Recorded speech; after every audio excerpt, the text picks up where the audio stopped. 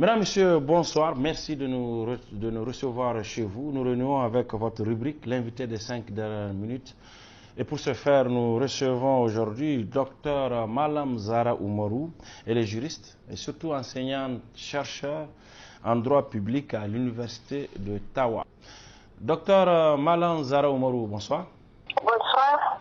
Docteur, après le vote favorable de la majorité parlementaire pour la modification de l'axe 1 de la déclaration de politique générale du Premier ministre le 22 avril 2022, ouvrant la voie à un redéploiement des forces Barkhane et Takuba au Niger, vous avez introduit un recours auprès des autorités et institutions françaises. Pourquoi ce recours? Ce recours, c'est une dénonciation d'un vote, soi-disant opéré par le Parlement du Niger, en date du 22 avril 2022, alors qu'en réalité, il n'y a pas de décision ou bien de fond de dossier, donc d'accord, soumis au contrôle parlementaire. Donc, ce qui fait que je dénonce cette procédure parce qu'elle est complètement biaisée. Et vous avez plusieurs niveaux de vices de procédure en matière de ratification des traités internationaux. Donc la DPG, la déclaration de politique générale, est un document unilatéral d'un État, ce qui est différent de politique extérieure dont relèvent les traités internationaux. Donc ici, on parle de redéploiement des forces armées françaises ou qui est la Barkhane, ou bien Takuba des forces européennes. Donc déjà, même s'il s'agissait uniquement des forces armées françaises qui devraient être redéployées du Mali vers le Niger, on devrait soumettre un accord, donc un fond de dossier qui serait soumis au contrôle parlementaire. Parce que tout simplement, il y a une disposition de l'article 169 de la Constitution du Niger qui impose ce contrôle-là, parce que en France également, ce contrôle s'impose parce que tout simplement, ça ne relève pas du pouvoir exécutif.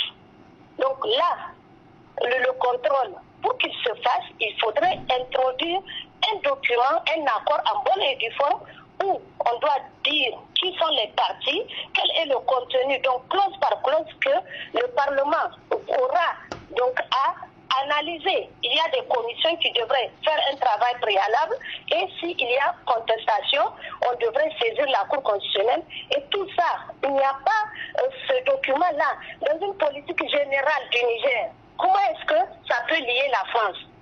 Absolument pas. Ça ne peut pas lier la France et le Niger non plus. Justement, docteur, en quoi il consiste exactement et concrètement ce recours du point de vue juridique, du point de vue du droit ou de la procédure simplement? Du point de vue juridique, c'est qu'au Niger, il n'y a pas eu de décision dans le sens d'un accord de défense ou de paix, ce qui veut dire que la décision qui est prise ici, ce n'est qu'une décision déclarative du président français, donc de Emmanuel Macron. Or, Emmanuel Macron, d'abord en tant que chef de l'État français, lui-même ne peut pas décider parce que l'article 53, qui est l'équivalent de l'article 169 de la Constitution du Niger, lui impose de soumettre ce contrôle-là, cet accord-là, au contrôle parlementaire français, ce qui n'a pas été le cas.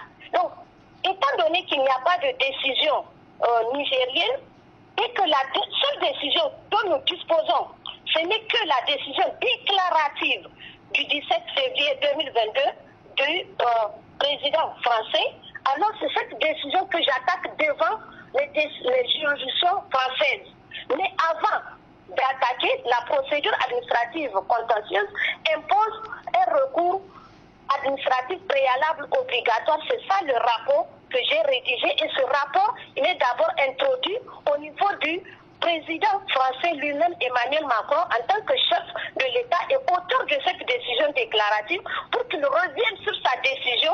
Et je lui ai donc soumis toute l'analyse pour qu'il se rende compte de son erreur, parce que déjà le problème s'est posée, pas seulement concernant ce redéploiement, de manière générale, il y a une presse française qui lui a posé la question d'accaparement des pouvoirs en matière de politique extérieure.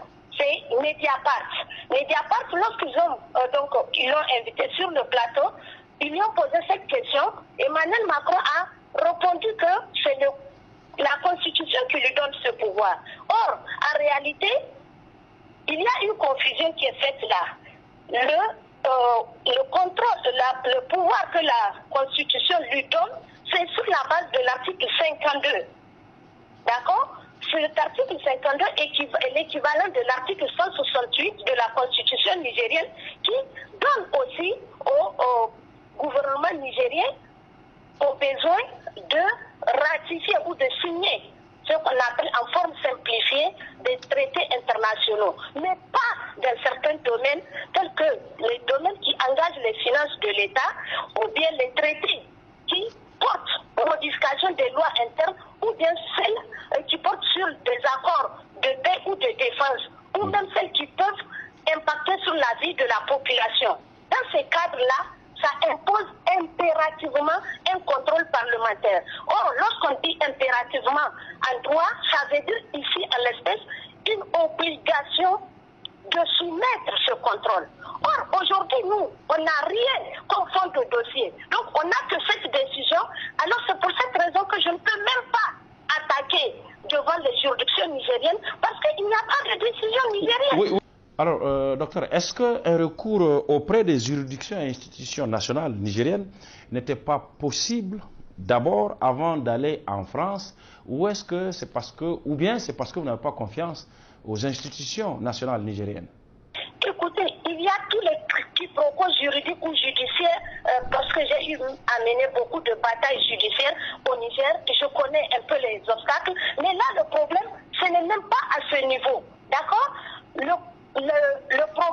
La bataille institutionnelle qui aurait dû se faire sur le terrain, sur le plan national au Niger, c'est ça ce que j'ai fait. J'ai fait un plaidoyer que j'ai adressé au président de l'Assemblée nationale au nom de tous les députés nationaux en tant que représentant du peuple. J'ai attiré leur attention en leur disant que vous êtes sur le point de commettre une erreur très grave. Ce plaidoyer a été publié par un journal de la place qui est l'Enquêteur. C'est une semaine avant ou 10 jours avant, une dizaine de jours avant que la décision du 22 ne soit prise. Donc ils ont eu le temps de revenir ou de s'informer sur la réalité. Et j'ai même invité à ce que tous les juristes nigériens qui ne sont pas d'accord avec un seul point de ce que j'ai analysé, alors qu'on se retrouve pour un débat, parce qu'il s'agit d'une question d'intérêt national. Alors, docteur, est-ce que votre initiative est personnelle et individuelle, ou bien c'est avec d'autres personnes ou d'autres institutions, voire d'autres regroupements que vous avez initié ce recours? Écoutez, je l'ai indiqué aussi dans cette dénonciation, la dénonciation que j'ai faite, elle s'impose à moi du point de vue juridique. L'article 38 et 39 de la Constitution du Niger impose à toute personne de respecter la Constitution dans le cadre et de dénoncer des infractions qu'il aurait constatées dans le cadre de ses fonctions. Et moi, c'est dans le cadre de mes fonctions que je me suis aperçu qu'il y avait ce problème. Parce que bien avant ça, je ne sais pas si vous êtes au courant, j'ai eu à faire des dénonciations à plusieurs niveaux. Alors, docteur Zara, la question que tout le monde voudrait vous poser, c'est certainement quel est l'intérêt ou l'utilité d'un tel recours? En d'autres termes, quelles sont ses chances d'aboutir? Très sincèrement, je peux vous dire que je suis confiante parce que du point de vue juridique, c'est qu'il y a une obligation au juge qui est saisi donc sur la base de l'article 4 du Code civil de faire diligence. Donc, il est obligé de rendre une décision. Et aujourd'hui, là où nous en sommes, quelle que soit la décision, d'abord, en dehors de cet article-là, il y a d'autres dispositions, notamment l'article, en matière administrative, le recours pour excès de pouvoir, il est introduit même à l'absence de texte. Donc, d'aucuns pensent que ce recours pourrait ne pas aboutir parce que il y a un problème de qualité qui se pose, mais en réalité, il n'en est rien. Parce que en matière administrative, le recours pour excès de pouvoir peut se faire même sans texte. Or, à l'espèce, il y a plusieurs textes en dehors de ce que je vous ai cité. Et sur la base donc de cet article 4, qui impose au juge donc de rendre une décision, sinon il serait poursuivi pour déni de justice, alors la juridiction française, j'ai évolué un peu dans ce système-là, je sais très bien comment ça fonctionne, je sais que dans tous les cas j'aurai une décision. D'ailleurs, j'ai déjà reçu ce qu'on appelle donc l'accusé des réceptions des recours que j'ai introduits, tant au niveau de l'Élysée qu'au niveau du tribunal administratif, qui devrait se charger donc d'introduire au niveau du Conseil d'État. Et si le recours que vous introduisez n'aboutit pas, est-ce que ça s'arrêtera là ou bien vous avez prévu d'autres choses et en l'occurrence lesquelles? Alors absolument pas. La procédure ne s'arrêtera pas là. Parce que vous avez, si vous avez le rapport, vous avez vu que j'ai énuméré au moins une vingtaine de pièces produites. Donc, dans ces documents-là, vous avez vu, j'ai dit à défaut de faire droit par le président français, donc de revenir sur sa propre décision, il y a la procédure de référé-suspension qui impose sur la base de l'article 521-2 du Code de justice administrative à ce que le juge administratif français suspende en attendant de voir clair par rapport à la situation. Or, toutes les conditions sont réunies pour que cette suspension soit acquise. Maintenant, si malgré tout, le juge de référé ne suspend pas la décision déclarative du président français, alors il y a le recours pour excès de pouvoir au fond lui-même qui est introduit. Accompagné de ce recours-là, il y a ce qu'on appelle l'exception d'inconstitutionnalité que j'ai également introduite. Et au-delà de tout cela, c'est que si jamais la juridiction française ne rend pas une décision favorable à l'État du Niger, alors j'ai demandé à ce que les juridictions françaises se dessaisissent du dossier parce que le recours, donc la protection des citoyens par un État, c'est une obligation. Et c'est sur cette base-là du principe du droit international que j'ai demandé aux parlementaires nigériens de ne pas commettre l'erreur qu'ils étaient en train de vouloir faire. Et ils l'ont commise, malgré tout. Maintenant, si les autorités nigériennes n'assument pas leurs responsabilités pour agir en connaissance de cause et sur la base de cet article, donc de ce principe essentiel du droit international, alors ce serait sur la base de l'article 68 et l'article 55 et l'article 53-2 de la Constitution française que je demanderai aux juridictions françaises d'agir. En ce moment, ce serait plus contre l'État français, mais plutôt contre le président Emmanuel Macron, parce que c'est lui qui est en train de prendre une décision qui a énormément de risques pour le Niger. Et pas que pour le Niger, comme je l'ai expliqué, il y a une incidence sur la République du Mali. Et le Niger n'a pas le droit déjà d'adopter un certain nombre de positions que le Niger a adoptées vis-à-vis de l'État frère et ami du Mali. Donc, ces dispositions-là sont opérationnelles. Et là, ce serait personnellement les autorités françaises et nigériennes qui seront visées par ces plaintes-là, qui seront des plaintes individuelles. Et s'il le faut, alors cette plainte-là, c'est la CPI qui sera, donc la Cour pénale internationale serait saisie de ces plaintes.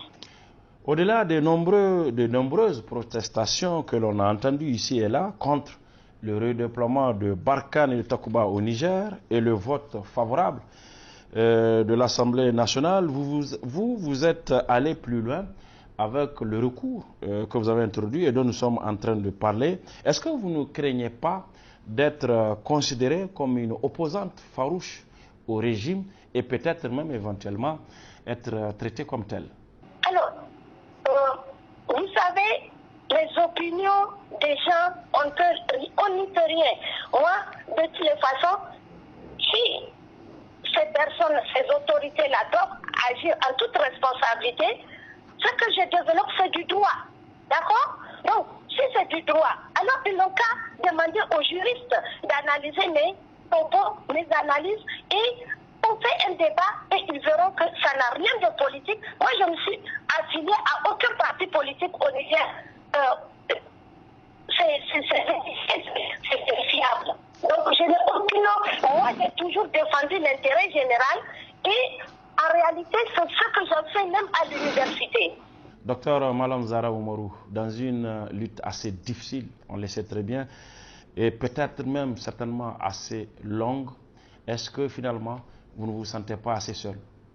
Je me sens seul dans le sens où il y a un message qui ne passe pas comme ça se doit. Mais aujourd'hui, je vous dis, je reçois énormément de témoignages, et figurez-vous, pas seulement des Nigériens, mais même de l'extérieur. Et notamment, ce qui m'a surtout beaucoup ému, c'est de voir comment les enseignants-chercheurs du Mali m'écrivent et me soutiennent. Et ils sont prêts à agir avec moi. Docteur Malam Zara Oumarou, merci. Je vous remercie aussi. Merci à vous également de nous avoir reçus chez vous. Excellente soirée. Au revoir.